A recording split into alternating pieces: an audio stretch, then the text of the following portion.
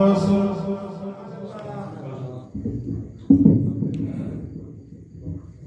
بالله من الشيطان الرجيم بسم الله الرحمن الرحيم نحمده ونصلي ونسلم على رسوله الكريم أما بعد فأعوذ بالله من الشيطان الرجيم بسم الله الرحمن الرحيم ألف لام ميم ذلك الكتاب لا ريب فيه آمنت بالله صدق الله العظيم وبلغنا رسوله النبي الكريم الأمين ونحن على ذلك من الشاهدين والشاكرين والحمد لله رب العالمين إن الله وملائكته يصلون على النبي يا أيها الذين آمنوا صلوا عليه وسلموا تسليما كثيرا كثيرا.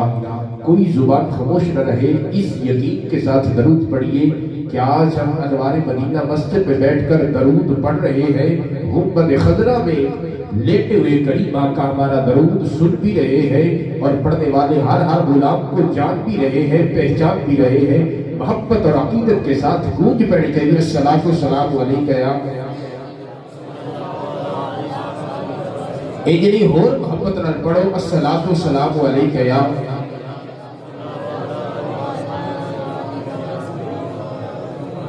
الصلاۃ والسلام علیک یا سیدی یا رسول اللہ وعلا آلک و صحابک یا خاتم النبیین. اب آپ اسی وقار مختصر کی اسی حاضری ہے. قرآن مجید فرقان حمید کی جو آیت مقدسہ آپ احباب کے سامنے تلاوت کی ہے، اللہ رب العزت نے فرمایا الف لام میم، یہ حروف مقطعات ہیں،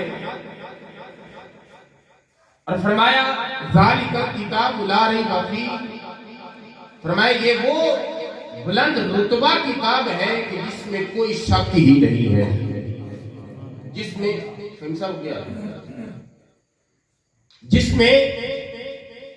کوئی شک ہی نہیں ہے. توجہ کریں، شک ہو بھی کیسے سکتا ہے، شک ہو بھی کیسے سکتا ہے کہ جس کو لانے والے جبریل امین ہو، جس کو بیچنے والے رب العالمین ہو، اور جس ذات پہ نازل ہوئی ہے وہ رحمت للعالمین ہو، وہ رحمت للعالمین ہو. غور کیجئے، لانے والا بھی نور ہے، بیچنے والا بھی نور ہے، اور جس ذات پہ نازل ہو رہا ہے وہ ذات بھی نور علی نور ہے. پھر یہ کتاب کیوں نہ نور علی نور؟ اس لیے بھی کہ یہ تمام کتابیں احباب ذی وقار، ان تمام کتابوں کے مصنف انسان ہے دنیا کی تمام کتابوں کے، مگر قرآن ایسی عظیم کتاب ہے، ایسی عظیم کتاب ہے کہ جس کا مصنف کوئی انسان نہیں بلکہ خود خالق انسان ہے، جس نے انسان کو تخلیق فرمایا ہے، جس نے کائنات کے ذرے ذرے کو پیدا فرمایا ہے، اس کا یہ مصنف ہے احباب ذی وقار. اس لیے بھی کہ یہ دنیا کی جو کتابیں ہیں نا، یہ ہماری زندگی کے کسی ایک حصے کی طرف ہماری رہنمائی کرتی ہے. جس طرح کے طب و حکمت کی کتابیں جو ہے وہ ہماری بیماریوں کے علاج بتاتی ہیں، ریاضی کی کتابیں شماریات بتاتی ہیں، منطق کی کتابیں استدلال کرنا سکھاتی ہیں. احباب ذی وقار توجہ کریں، فقہ کی کتابیں جو ہے وہ فقہی مسائل کا تذکرہ کرتی ہے، مگر قرآن ایسی عظیم کتاب ہے، منطق ہو یا فقہ ہو، ریاضی ہو یا شماریات ہو، جغرافیہ ہو، کوئی بھی کتاب ہو، احباب ذی وقار قرآن ایسی عظیم کتاب ہے، ایسی عظیم کتاب ہے کہ جو تمام کتابوں پہ ہادی اور باری ہے، جو کتاب تمام کتابوں پہ باری اور حاوی ہے. یہ ایسی عظیم کتاب ہے. حضرت عبداللہ بن عمر فرماتے ہیں، حضور نے اپنے لبوں سے فرمایا کل قیامت کے دن جو حافظ قرآن ہوگا اللہ اس سے فرمائے گا کہ قرآن پڑھتا جا اور چڑھتا جا. جہاں قرآن کی آخری آیت ہوگی अरे वही तेरी मंजिल होगी। और कुर्बान हो करीम आका के गुलामों, मेरे मुस्तफा करीम अलैहिस्सलाम का कलमा पढ़ने वालों, और कुरान तो ऐसी अजीब किताब है, ऐसी अजीब किताब है कि जिसके अंदर दुनिया की हर किताब का इल्म मौजूद है। मेरे मुस्तफा करीम अलैहिस्सलाम तशरीफ फरमा थे, अरे सहाबा भी मेरे आका के साथ तशरीफ फरमा थे। मेरे आका सलाम ने फरमाया, ऐ सहाबा जी सोना हुक्म फरमाए, या रसूल अल्लाह हमारे माँ बाप आप पर कुर्बान हो जाए, आप हुक्म फरमाए। तो करीम आका अलैहिस्सलाम ने फरमाया, ऐ सहाबा ये जो किताब कुरान मजीद है ना, जो अल्लाह ने मुझ पे नाज़िल की है, ये किताब अल्लाह ने मुझ पे नाज़िल की है।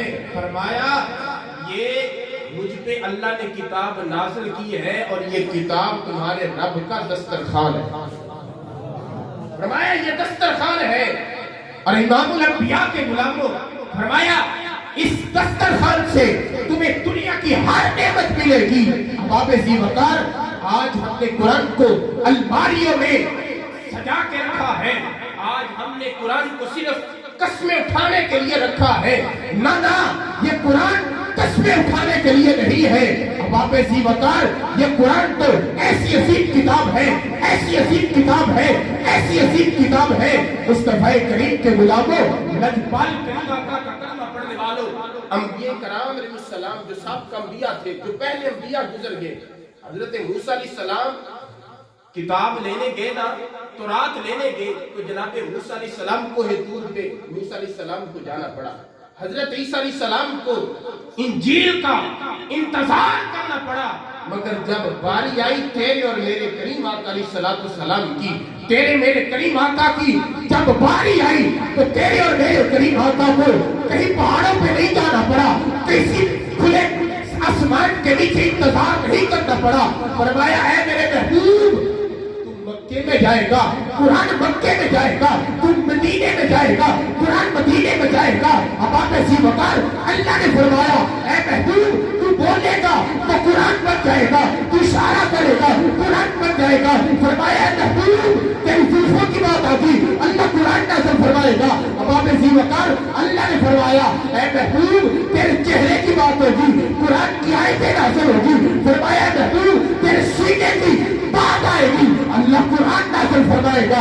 फरमाया महबूब तेरे जबुल्ला वाले गोरे गोरे हाथों की बात होगी, मैं कुरान नाज़िल करूंगा। अहबाब ज़ीवकार, तो फिर मुझे कहने दीजिए, हुजूर उठते हैं तो अल्लाह कुरान नाज़िल फरमाता है, हुजूर बैठते हैं अल्लाह कुरान नाज़िल फरमाता है, हुजूर चलते हैं तो अल्लाह कुरान नाज़िल फरमाता है। तो मुझे कहने दीजिए, कायनात के माही मोहम्मद मुस्तफा सल्लल्लाहु अलैहि वसल्लम की शान तो ये शान है, मेरे मुस्तफा करीम अलैहिस्सलाम की हर हर अदा को अल्लाह ने कुरान में बयान फरमाया।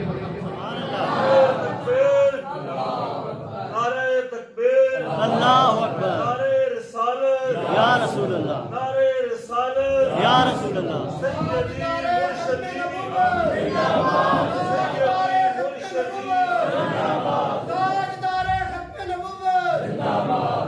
अहबाब ज़ीवकार, अल्लाह ने फरमाया, या महबूब अगर ये तेरे चेहरे की बात होगी तो मैं कुरान नाज़िल करूंगा, अगर तेरे चेहरे की बात होगी कुरान नाज़िल करूंगा, अगर तेरे हाथों की बात होगी कुरान नाज़िल करूंगा।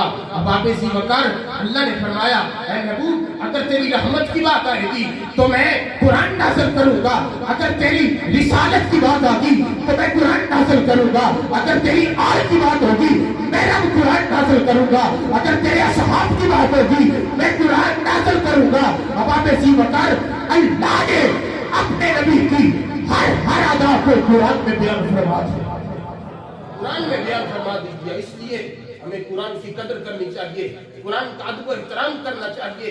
अहबाब ज़ीवकार, गौर कीजिए, एक बड़ा फासिक और फाजिर बंदा था, बड़े उसने गुनाह किए थे।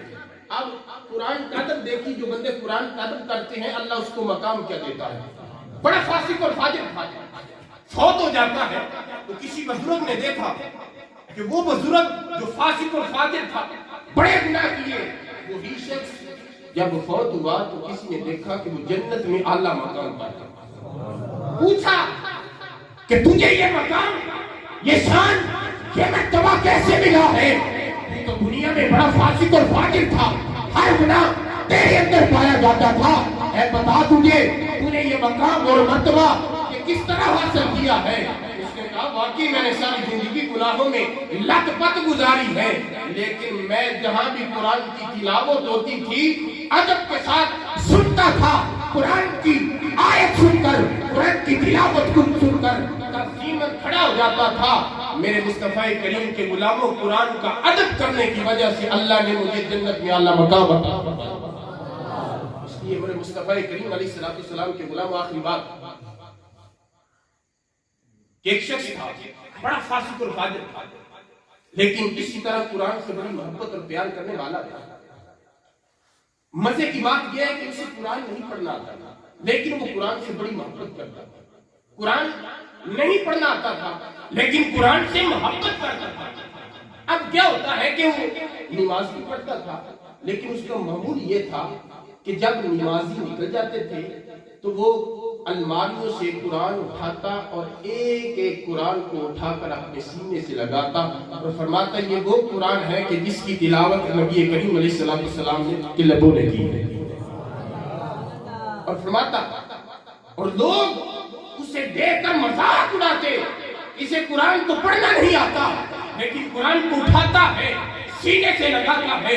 اب آپ وقار اب آگے کیا کرتا ہے؟ جب نمازی چلے جاتے تھے اسی طرح قرآن کو اٹھاتا اور ایک ایک قرآن کو اٹھا کر اس کی سطروں پہ انگلی پھیرتا اور یہ الفاظ کہتا یہ بھی حق ہے، یہ بھی سچ ہے، یہ بھی حق ہے، یہ بھی سچ ہے۔ اب آپ وقار لوگ کہتے ارے تجھے پڑھنا تو آتا نہیں ہے پھر کیوں کہہ رہا ہے یہ بھی حق ہے، یہ بھی سچ ہے؟ فرمایا اللہ نے اپنے نبی پہ نازل ہونے والی کتاب میں کوئی شک نہیں چھوڑا، فرمایا یہ بھی حق ہے، یہ بھی شک ہے۔ اب آپ وقار کہتا اور قرآن اسی طرح 15 دن 20 دن مہینے بعد قرآن کو مکمل کرتا اور پھر اس کا یہی معمول تھا۔ اب وہی لوگ جو مذاق کرتے تھے کہتے ہیں کہ وہ شخص فوت ہوا نا تو اس کی قبر کھودی گئی، فرماتے ہیں خدا کی قسم جس کے قبضے قدرت میں ہماری جان ہے، ہم نے اپنی آنکھوں سے دیکھا کہ قبر کی ہر دیوار پہ قرآن لکھا ہوا ہے، قبر کی ہر دیوار پہ قرآن لکھا ہوا ہے۔ اس لیے میرے مصطفیٰ کریم کے غلاموں قرآن سے پیار کیجئے، قرآن سے محبت کیجئے، اور قرآن سے جب پیار کریں گے محبت کریں گے تو پھر ہم اس دنیا میں بھی کامیاب ہو جائیں گے، آخرت کی دنیا میں بھی آخرت کی دنیا میں بھی کامیاب اور کامران ہو جائیں گے۔ اب آپ وقار یہ سارا قرآن اللہ نے اپنے نبی کی عظمت اور شان میں نازل کیا ہے۔ اب آپ وقار میرے آقا علیہ السلام کی شان میں اللہ نے قرآن نازل فرما کر بتا دیا کہ دنیا والوں یہ قرآن ایسی عظیم کتاب میں نازل اپنے نبی پہ کر رہا ہوں، اپنے محبوب پہ کر رہا ہوں۔ فرمایا الف لام میم یہ حروف مقطعات ہے، اس کا معنی نہیں بتایا گیا، اس کا معنی جبریل کو بھی نہیں بتایا گیا، یہ رب جانتا ہے، یہ رب کا محبوب جانتا ہے۔ میں آسان الفاظ کرتا چلوں تو اس کا معنی یہ بنے گا کہ یہ اللہ اور اس کے محبوب کے درمیان راز و نیاز کی باتیں ہیں، یہ راز و نیاز کی اللہ اپنے محبوب سے باتیں کر رہا۔ فرمایا ذالک الکتاب لا ریب فیہ، فرمایا یہ ایسی عظیم کتاب ہے کہ جس میں کوئی بھی شک نہیں ہے، یہ بلند و بالا اور رتبے والی کتاب ہے۔ تو اس لیے اللہ کے حضور دعا ہے کہ اللہ ہمیں قرآن سے سچی محبت اور قرآن سے پیار کرنے کی ہمیں اللہ توفیق اور ہمت دے، اور خالی قرآن کی تلاوت کی حد تک اس کو محفوظ نہ رکھے، بلکہ مصطفیٰ کریم علیہ السلام کے غلاموں قرآن میں جو بیان کیا گیا ہے، اللہ اور اس کے رسول کے احکامات بیان کیے گئے ہیں، ہمیں کوشش کرنی چاہیے کہ ان احکامات کے مطابق اللہ اور اس کے رسول کے فرمان کے مطابق اپنی زندگی کو گزاریے۔ اب آپ وقار 700 کے سے زیادہ مرتبہ جو ہے وہ نماز کا حکم دیا گیا ہے، اور نماز آج دیکھ لیں امام الانبیاء کے غلاموں، لجپال نبی کا کلمہ پڑھنے والوں، رمضان شروع ہوتا ہے تو ہم نمازیں پڑھنا شروع کر دیتے ہیں، قرآن کی تلاوت بھی کثرت سے کرنا شروع کر دیتے ہیں۔ اب آپ وقار جب جو ہی رمضان ختم ہوتا ہے تو الماریوں میں رکھے ہوئے قرآن رو رو کر یہ صدا دیتے ہیں کہ صدا دیتے ہیں کہ مسلمان ختم ہو گئے ہیں یا رمضان ختم ہو گیا ہے، مسجدوں کی چٹائیاں جو ہیں وہ سجدہ سے ترس نہیں ہوتی ہے کہ ہمارے اوپر کوئی سجدہ کرے۔ احباب ذی وقار، ہماری کامیابی اور کامرانی اسی میں ہے کہ جب ہم اللہ اس کے رسول کے فرمان کے مطابق زندگی گزاریں گے، 5 وقت کی نماز ادا کریں گے، غیبت نہیں کریں گے، جھوٹ نہیں بولیں گے، تول ناپ میں کوئی ہیرا پھیری نہیں کریں گے۔ امام الانبیاء کے غلاموں، اس لیے تو اللہ رب العزت نے فرمایا ہے کون امام الانبیاء کے غلاموں، اس لیے تو فرمایا ہے کون محمد، کون خدا، فرمان نہ بدلا جائے گا، بدلے گا زمانہ لاکھ مگر قرآن نہ بدلا جائے گا۔ اللہ کی حضور دعا ہے کہ اللہ عمل کی توفیق اور ہمت عطا فرمائے۔